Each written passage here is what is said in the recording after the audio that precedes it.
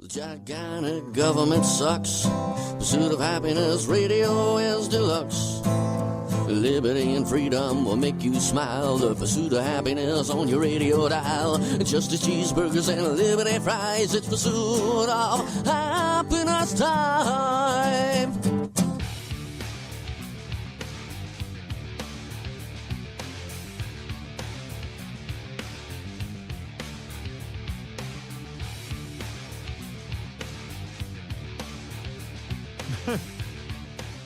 Okay, so to save money, restaurants are replacing seafood towers with hot dog towers.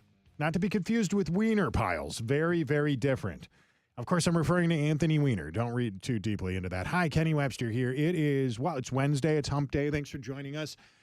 Tariffs went into effect today. There's now 1,000% tariffs on probably, sex toys and marital wands. That's really going to upset people like Jerry Nadler.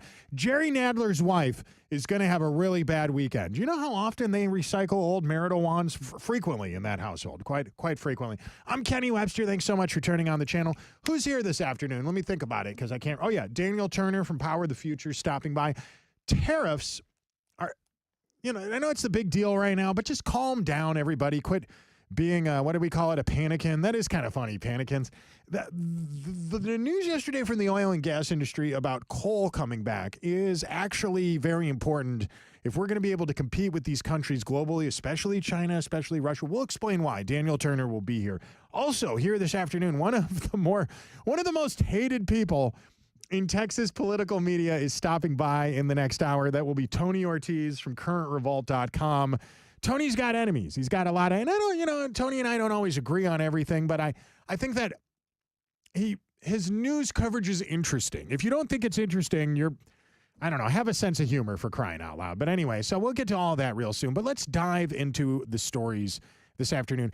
For those of you that have not heard, we'll start with the tariff thing, but I'm going to move past it because there's not anything really new happening today other than like the stock market going up and down. You know about that. I don't need to tell you what's going on with your 401k. I will say this, while you were panic selling stocks, I was buying stocks. Do you remember that period of time in the middle of March of 2020 when the pandemic first kicked in? Everybody was terrified and the stock market took a big dive. That's the last time stocks were as low as they are. Well, I think they were even lower then, but people made a lot of money off of that little window of time. I happened to be one of them. I went out and I bought things like Amazon and Roku. I figured people are going to be at home with nothing to do. They'll probably be ordering things online and watching a lot of TV. And with the money I made from those investments, it worked out pretty well for me. I used some of that money to put a down payment on a home, which I currently live in right now. So with all that's going on right now, I assume what's happening is temporary. It always is. Recessions, whatever, if that is even what this is, are always temporary. There's always highs and lows. That's the way capitalism works. Thank God. Thank God we don't live under communism. But I do remember another thing that was interesting about that month, and it wasn't just what was going on with the stock market, although they were related. One of the reasons that some of these stocks became so expensive or so cheap when that happened was because of our access to the supply chain. Do you remember right when the pandemic started kicking off in spring of 2020, we couldn't get our hands on medical masks. We couldn't get our hands on PPE and pharmaceuticals and things like that.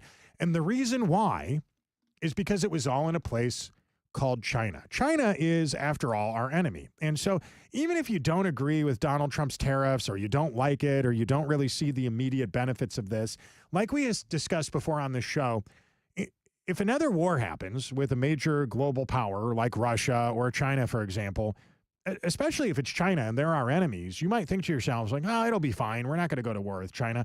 Actually, we kind of already are. And I could prove it right now. Ukraine is in the news today for an interesting reason. Not because they need money from us, although they certainly need that.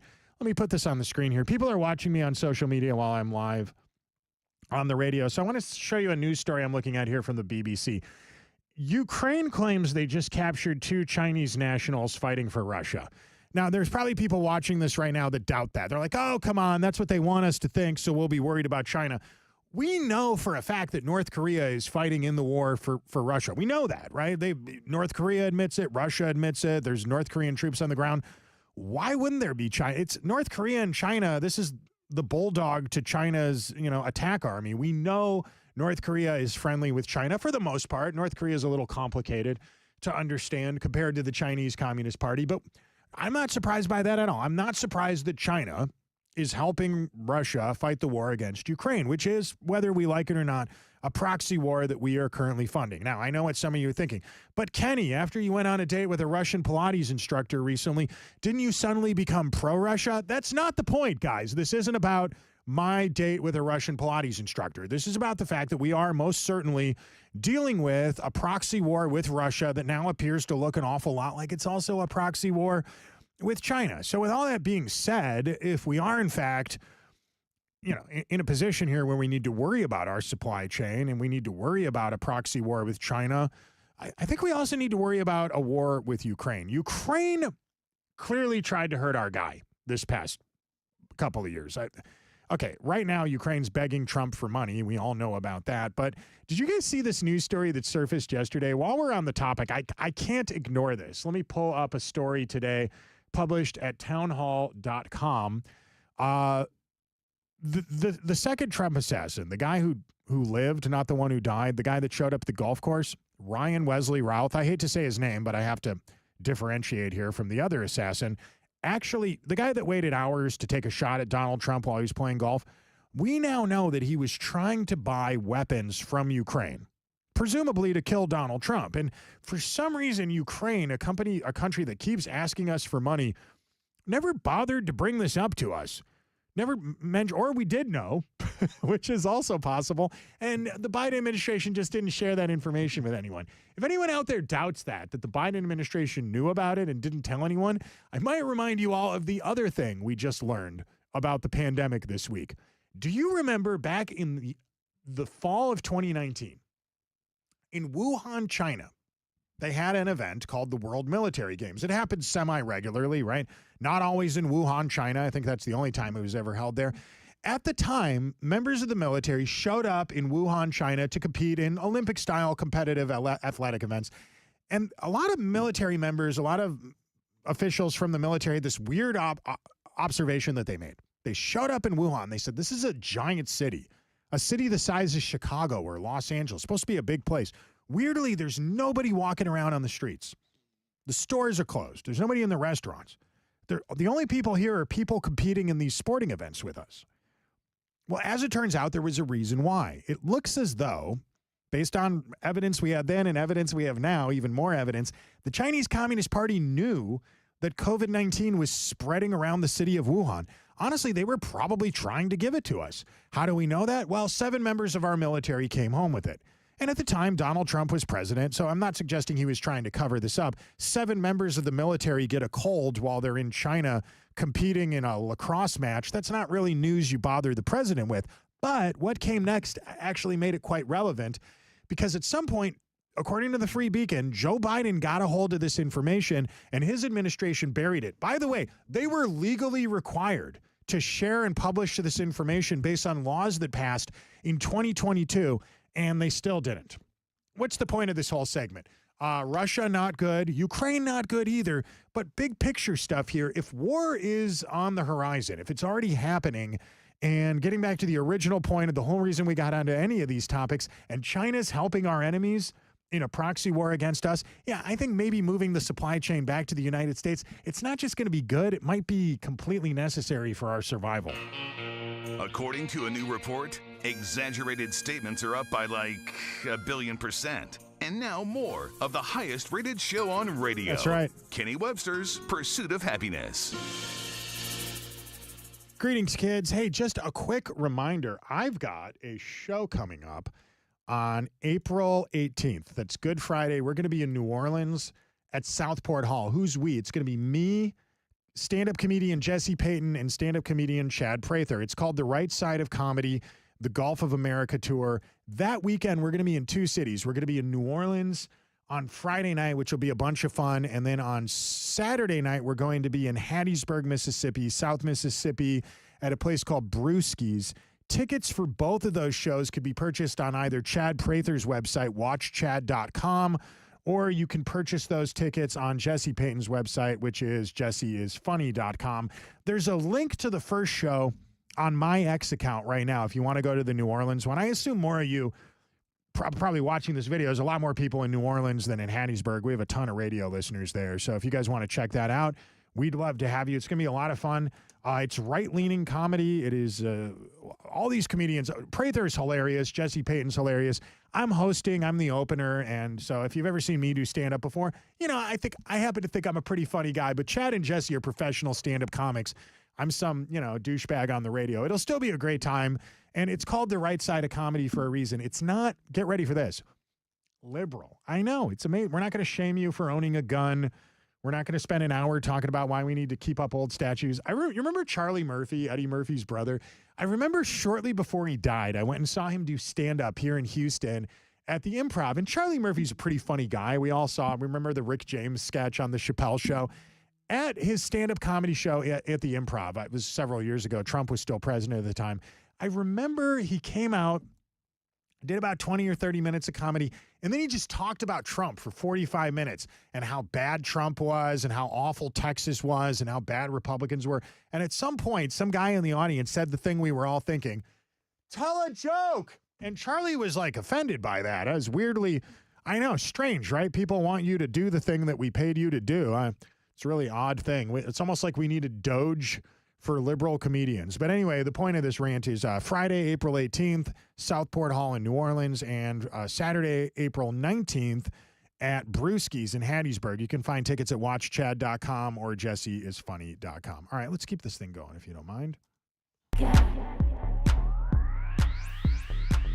got what you got. I got. All right, so China is installing escalators on mountains so people don't have to hike to the top of the mountain. I know they want to beat us at everything, but should that also include obesity? Doesn't that sound like something Americans would do? You guys don't want to walk. Oh, I'm sorry. There's an escalator for a mountain. What is even the point of hiking? I don't know. They're Chinese. I guess what's that old saying? Never interrupt your enemy when they're making a mistake. Fine, don't walk to the top of the mountain. I don't care. Welcome back, kids. I am, like a lot of you, I'm an American, and so I appreciate liberty. There's a lot of MAGA influencers and radio personalities and social, they're going to tell you they're the most Christian or socially conservative, and I don't claim to be anything I'm not. I've always thought of myself as kind of a social moderate. I don't want porn in public schools. I think it's a little odd that, 1 in 10 women in their early 20s is now on OnlyFans. Did you see that report that just came out? That's a little strange. But at the same time, I don't want to live in Sharia law. I like women at the beach and bikinis and drinking beer. And so to that point, even though I'm not a gambler, I think gambling should be legal. I think it should. I think we should have casinos. And you're an American. You should have the right. I know this has upset some social conservatives that follow me, but I drink bourbon. I don't care if marijuana is illegal in Colorado. I don't have an issue with women wearing thongs at the beach. Frankly, I kind of encourage it. And, I think gambling, if you want to go to a casino, if you want to bet on something, even though I'm not a gambler, I don't care. Go ahead and gamble, right? Well, all that being said, here in Texas, the Lone Star State, we have had a lot of scandals recently involving the Texas lottery. Some people think it's that they found a way to rig it. And so the Texas House had to prepare this debate this week. It's a version of the state budget. They're voting on our budget right now here in the state of Texas. And one of the amendments would scalpel the Texas Lottery Commission's funding. And it's been a big year of controversy for the Texas Lottery. All these different scandals, rigged jackpots, online ticket sales, questionable foreign ties, things of that nature. You know, for a state that doesn't allow gambling, it's kind of weird how you could still get a lottery ticket.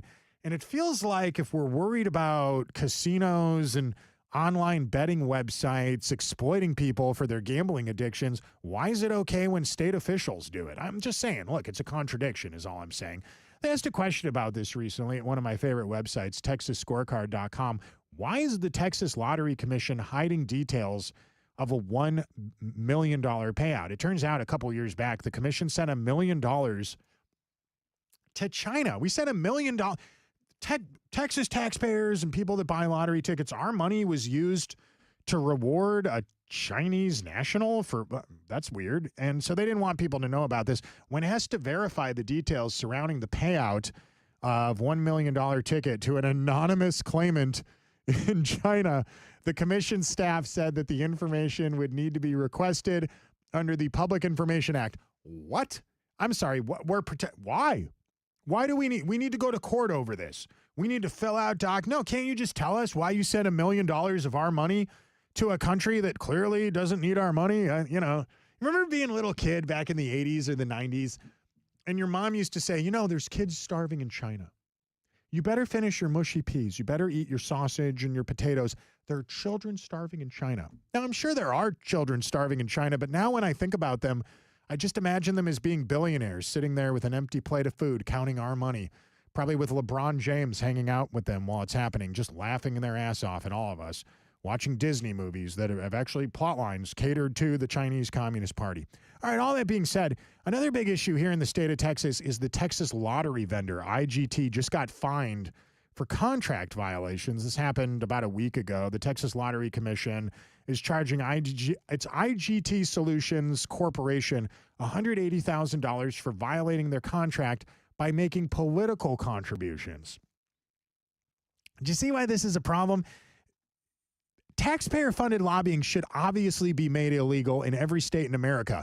I have never found anyone that disagrees with that. Even most liberal Democrats, when you don't always explain who's benefiting from this, they'll tell you, yeah, taxpayer-funded lobbying, that's awful. Why do we allow that? Well, we do allow it. It's completely legal. It happens all the time in the state of Texas. State Senator Mays Middleton, a friend of the show, we've had him on the show many times, had a bill that nobody disagreed with that was supposed to get rid of this. And then right in the 11th hour in this legislative session, one of his cohorts came in and added a little, they add little extra lines and stuff that basically nullified the whole thing and made the whole law pointless. And then they were, well, now we can vote on it. And Mays Middleton said, you changed my bill so much, it doesn't even do what it's supposed to do. So, who needs Democrats when you've got Republicans like this? Am I right? There's a real interesting question to be asked here, though. And that's the bigger question is if gambling's not legal in states like Texas, why do we have a lottery system, much less a very corrupt lottery system? John Stossel asked this question recently. And I guess we could start the conversation with this. Did you bet on March Madness? I'll bet a lot of you guys did. You went out, you bet on basketball. I have a lot of friends that don't watch college basketball until the middle of March, and then they're the biggest fans on earth. They've got a system. Man, I've got an algorithm. I've got a whole algorithm figured out where I could tell you who's going to win the game. They don't know. They have no idea. But people love to gamble on things. And so people spent $60 billion at casinos last year and $12 billion on online sports betting on March Madness. And that's a lot of money. The state-by-state rankings seem to suggest places like Utah, Hawaii, Georgia, Nevada. People are betting on this stuff everywhere, even where it's not legal. The Philadelphia mayor, Sherelle Parker, do you remember her? You remember Sherelle Parker? Wasn't she in the news recently because she couldn't spell the word Eagles? Remember the Eagles were going to play in this? You remember her? That's who I'm talking about. She moved to ban arcade-style gambling machines. They have them in gas stations in Philadelphia. They've got them in convenience stores. We have them in Houston, too, but even though they're not legal here, you still find them. Some states ban at-home poker games and will even go in and arrest players. Here in the state of Texas, it's kind of a gray area about whether or not that's allowed because the laws were written to prevent the house from placing a bet. And when there's a poker game, there's no the house. It's just a bunch of people. So it's a gray area. That's why you see poker rooms all over the state of Texas, even though I'm not really sure that they're legal. And now U.S. Senators Dick Durbin, a Democrat, and Richard Blumenthal, also a Democrat, they want sports betting banned. Now, all these efforts from both Republicans and Democrats to get rid of gambling, but gambling still exists. It exists virtually everywhere. And the reason it exists almost everywhere is because of the lottery system. Look, we all know slot machines are a dumb bet. You pump money into a slot machine, statistically speaking, you're not going to make money off of a slot machine. You can't outsmart the slot machine. There's only one strategy to a slot. You ever watch somebody in a casino who thinks they have a strategy for the slot machine? It always works like this. It always involves watching someone else. You've heard this before, right? There's one guy in a casino watching 5 or 6 people on a slot machine, and maybe he's even timing them. I don't know if he's allowed to use an actual timer, if he's just doing it in his head. He's figuring out who's been sitting the longest without getting a payoff. And one of these people is going to run out of money at some point or just not want to spend any more of their own money. So they'll get up and they'll leave the machine. And then that's the machine he jumps on, because statistically that person's been there for an hour pumping quarters into this thing. It's due to have a win sooner than this other machine that just gave somebody a win a few minutes ago. It's an idea. It's a theory. I have no idea if that is actually true or that's how it works, but we all know that that's the case, right? That's obvious that these slot machines are rigged. Why don't people realize the state lottery is rigged? You know, the price of Mega Millions lottery tickets has doubled. They increase the number of white balls in the Powerball lottery. They do it all the time. They reduce your odds of winning in like 1 in 292 million. And you can ask lawmakers and officials why this is acceptable. They don't really have an answer for you. That it's just poker rooms are bad, sports betting's evil and wrong, but we allow the lottery ticket thing to continue. Politicians ban betting and claim that they know best how we should spend our money. And then they create a system where they can actually rip you off for doing the very thing they just convinced you was endangering your lives. Does it make sense? It certainly shouldn't. We're not passive-aggressive. Like some people we know, this is Kenny Webster's Pursuit of Happiness. I think people forget sometimes that I'm a liberty Republican before anything else. I just don't, it pisses me off so much. Why these people will wave their finger at you. We're never going to have riverboat casinos in the Mississippi. Well, I guess they have them in Louisiana. We're never going to have a casino at Galveston Island, but you can buy lottery tickets from our obviously rigged system. Hey, I'm going to get out of here in a minute. I have to go meet a Russian Pilates instructor. You don't know if I'm kidding or not. I might be telling the truth. But I want to read your comments before I get out of here. First of all, if you guys are new to my videos here, I don't do this a lot. I talk on the radio for a living. We work in an audio-based medium. I don't do these videos a lot, but people have been asking me. They're like, Kenny, you know, you record segments for your afternoon show. You do a live morning show. Why don't you just hop on social media once in a while and let us watch you do it? So thank you if you're one of those people that even cares, and I do enjoy doing it. That being said, I'm not great at promoting myself. I've always just done this for fun, and I feel like I make more money than I probably deserve. So it's never really been my goal to try to amass millions of followers, even though we have quite a few. So that being said, if you do enjoy these videos, hit the share button, hit the like button, hit the retweet button. You are appreciated. Thank you for your support. Jimmy on Facebook says, Kenny, bring back WJU, signed by Nuxsaurus. Oh, WJ Uncensored. All right. Okay, we used to have this message board forum. Oh, how much of this can I explain without getting sued? We used to have a message board forum, kind of like, you remember old school message boards? I always thought that was a cool format. Before social media became commonplace, if you wanted to talk to people on the internet, you were either in an AOL chat room, you were in internet relay chat, or you were on one of those message boards. And I always thought that was a cool format. So we created one a few years ago for Walton and Johnson radio listeners called Walton and Johnson, WJ Uncensored is what it was called.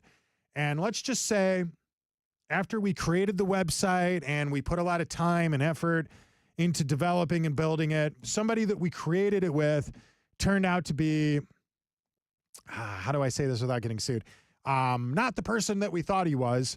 And we realized that our ownership or a possession of this website, our intellectual property of the website was not what we believed it to be. And basically, long story short, we learned the person we were trying to partner with was not somebody we would be wise to continue to be partnered with. And so the website was essentially taken away from us by someone I don't like. I really don't like this guy at all. I wish no harm on him. I just don't like him. And anyway, that's why that website went away. I guess to answer your question, we spent a lot of time building a website, and then the guy that we built it with, I don't know, I won't say any more than that. I'm not going to badmouth him. I don't want to get lawyers involved or anything I'll just leave it alone, but it doesn't exist anymore is the point. And it doesn't exist anymore because despite the fact that we wanted it to exist, it doesn't exist. And that's the little point of this rant. Mick says, hey, Kenny, hey to you. Mick says, you will hear of wars and rumors of wars. Fire Nico Harrison, oh, that's funny, says, hi, hey, greetings to you, my brother. Kekistan lives. Randy says, good commentary, thank you. Kill Me or Die on YouTube says, Kenny, ! Miss you, bro. You don't have to miss me, I'm right here. Kill Me or Die says, they're all lobbied by our surrounding states. Keep pot and gambling illegal. I don't know. Here's my thought on that. I mean, obviously, you guys know I'm a liberty Republican. Pot's going to happen whether you like it or not. It's a plant. It grows out of the earth. I understand you don't want people to blow smoke in your toddler's face while you're walking around a downtown area. That's already illegal. That's already illegal in the states where they have legal pot. You're not supposed to be doing that. Now, it happens anyway. I was at a concert yesterday at a place called the White Oaks Music Hall here in Houston, Texas for St. Vincent. She's one of my favorite guitarists. She's kind of like the female Jack White. Like if Jack White met Prince and then it was a chick and she was a very beautiful, sexy brunette. She was in a relationship for a while with David Byrne from Talking Heads. And I think she's currently dating that supermodel with the big eyebrows. What's her name? Cara DeSavini or whatever her name is. Anyway, the point is, it was a good show. I was excited to go see this concert last night. And even though I live in a state where marijuana is not legal, in a city where there are no legal marijuana dispensaries, people were blowing marijuana weed there was just, you could not avoid the smell of marijuana at this concert last night. And obviously I'm against that. I'm not okay with you smoking a plant that grew out. But my point is it happens anyway. So if it's going to happen anyway, kind of like prostitution, with a little bit of regulation instead of outright banning it, could it be argued that you'd be safer from it? Think about it. Prostitution. If prostitution's legal, an agent of the government could walk into the brothel, check the IDs and the recent venereal disease test results of all the women working there, and make sure that they're clean and of legal age and legal citizens.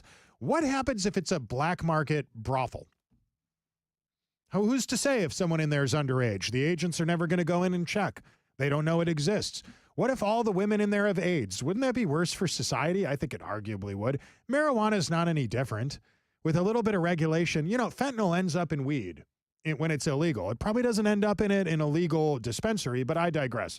Agree to disagree on that one, my friend. I'm a liberty guy.